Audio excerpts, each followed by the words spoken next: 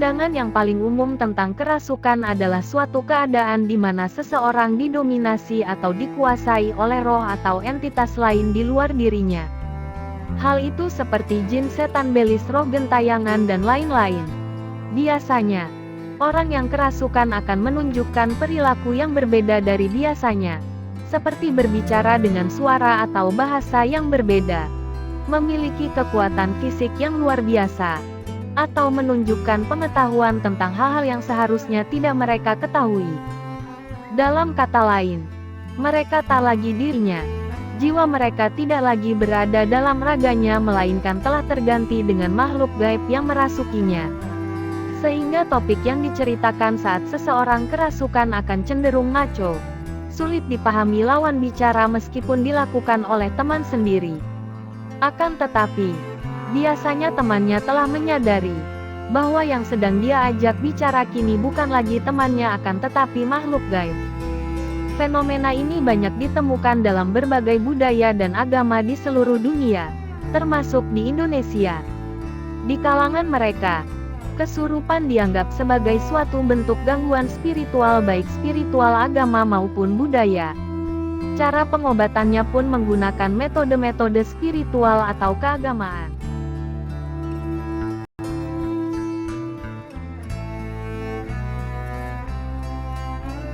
Saat kerasukan seseorang biasanya tidak spesifik dan bisa bervariasi tergantung pada kepercayaan dan interpretasi masing-masing individu atau komunitas. Dari sudut pandang medis, kerasukan seringkali dianggap sebagai salah satu bentuk gangguan mental yang dikenal dengan istilah possession trance disorder. Ini berarti bahwa gejala-gejala yang ditunjukkan oleh seseorang yang kerasukan bisa juga dijelaskan melalui konsep-konsep psikologis dan neurologis. Namun, dari sudut pandang ilmiah, ada beberapa penjelasan yang bisa diberikan. Pertama, kerasukan bisa dijelaskan sebagai munculnya keyakinan adanya kekuatan lain yang menguasai diri seseorang. Gejala ini muncul akibat terbaginya isi pikiran seseorang. Gejala ini merupakan gejala yang dialami juga oleh pasien skizofrenia dan waham. Kedua, kerasukan bisa juga dianggap sebagai fenomena psikologis di mana seseorang kehilangan kesadaran sebagian atau sepenuhnya. Dalam banyak kasus, sulit untuk membedakan antara yang mengalami kerasukan sungguhan dan tidak. Ketiga, beberapa penelitian juga mencatat bahwa lingkungan dan budaya setempat bisa mempengaruhi frekuensi dan bentuk dari kerasukan. Misalnya, di Indonesia, yang memiliki kepercayaan tradisional yang kental akan mistisme, kerasukan adalah hal lumrah dan seringkali dianggap sebagai akibat merasuknya roh gaib dari manusia atau hewan yang sudah mati ke dalam tubuh. Namun, perlu diingat bahwa penjelasan-penjelasan tentang kerasukan dari segala paham tetap saja masih merupakan sebuah teori. Penelitian lebih mendalam masih diperlukan untuk memahami fenomena kerasukan secara lebih pasti dan faktual.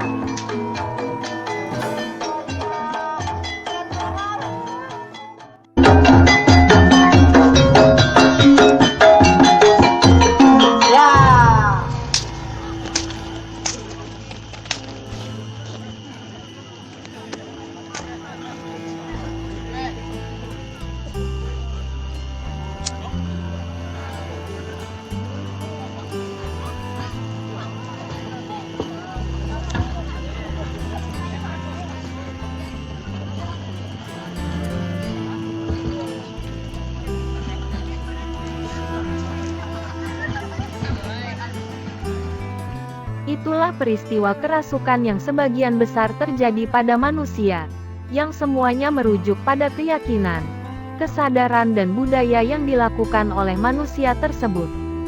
Akan tetapi, bagaimana jika kerasukan terjadi pada binatang, yang notabene tidak memiliki kesadaran yang sempurna dibandingkan dengan manusia? Mungkinkah hal itu terjadi? Mungkin akan sulit dipercaya jika kerasukan juga bisa terjadi pada binatang. Tanpa disadari manusia sebenarnya sudah lama membicarakannya, menjadi momok dan bahan ketakutan. Kehadirannya yang tak pernah diharapkan. Efeknya yang mendatangkan sial dan keburukan. dari rasa takut hingga berita kematian.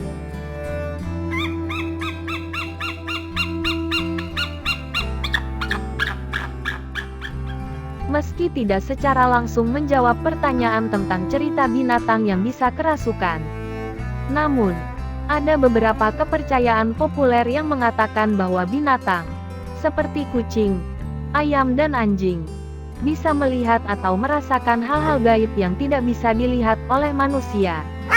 Misalnya, beberapa orang percaya bahwa kucing bisa melihat hantu atau roh, dan ini sering digambarkan dalam cerita rakyat dan mitologi. Anjing juga sering digambarkan dalam cerita dan film sebagai hewan yang bisa merasakan kehadiran gaib.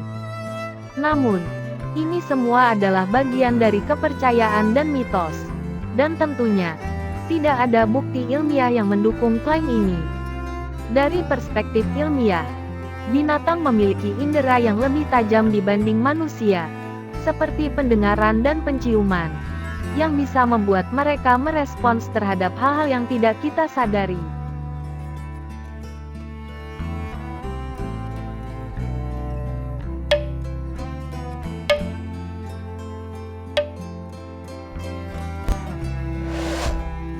Mitos tentang binatang yang berbunyi di malam hari sangat beragam, tergantung pada jenis binatang dan kepercayaan kultural dari masyarakat tertentu. Lalu, apa yang membuat mereka berbunyi di malam hari yang sunyi dengan suara yang menyeramkan? Membuat suasana menjadi bertambah mencekam. Lebih spesifik lagi, dari sekian jenis binatang yang kerasukan, burung tidak kalah fenomenalnya. Secara visual burung sangat sulit disaksikan di malam hari. Namun demikian, suaranya yang lantang dapat didengar dalam radius yang begitu jauh. Sebuah pengamatan menyatakan bahwa perilaku tidak wajar pada burung yang kerasukan memiliki tempat tersendiri dalam kepercayaan yang kuat di hati masyarakat, di mana mereka memiliki istilah sendiri dengan menyebutnya keranjingan, dengan arti yang kurang lebih sama, yaitu kemasukan roh jahat yang berseliweran di tempat-tempat angker daerah sekitarnya. Namun sayangnya, perilaku tidak wajar yang mereka bawakan tidak sekedar keseraman, akan tetapi memiliki makna berita buruk bagi orang-orang yang mendengar maupun menyaksikan. Adapun binatang-binatang yang sering menjadi sasaran roh jahat tersebut seperti 1. Tokek. Menurut mitos, jika kamu mendengar suara tokek di malam hari, ini bisa menjadi pertanda kehadiran makhluk halus. Selain itu, suara tokek yang lebih dari 3 kali konon bisa digunakan untuk meramal baik atau buruk masa depan. 2. Perkutut. Beberapa masyarakat percaya bahwa suara burung perkutut di malam hari adalah tanda datangnya kesialan. Kesialan tersebut bisa berupa kesulitan pekerjaan, rumah tangga terganggu, hingga kesulitan mencari jodoh. 3. Burung kedasi. Lantunan kicau burung kedasi yang lantang dan menyeramkan beberapa hari berturut-turut merupakan pertanda bahwa akan ada kematian di daerah sekitarnya. 4. Tekukur. Meski tidak disebutkan secara spesifik, tampaknya ada juga mitos terkait suara burung tekukur di malam hari.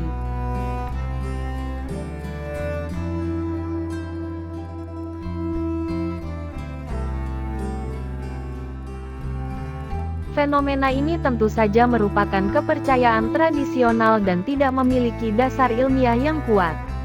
Namun, tidak dinafikan, terlepas itu hanya suatu kebetulan. Kejadian tersebut urung juga sering terjadi di lingkungan sekitar kita. Percaya dan tidak percaya pada suatu makalah adalah hak setiap individu masing-masing. Akan tetapi kejadian yang melibatkan orang lain tidak dapat diabaikan begitu saja. Sebagai masyarakat sosial, tentunya akan lebih indah tetap menjaga kearifan lokal dan menghormati kepercayaan akan tradisi budaya pada suatu daerah dimanapun kita berada. Wassalam. Tuhan memberkati Anda.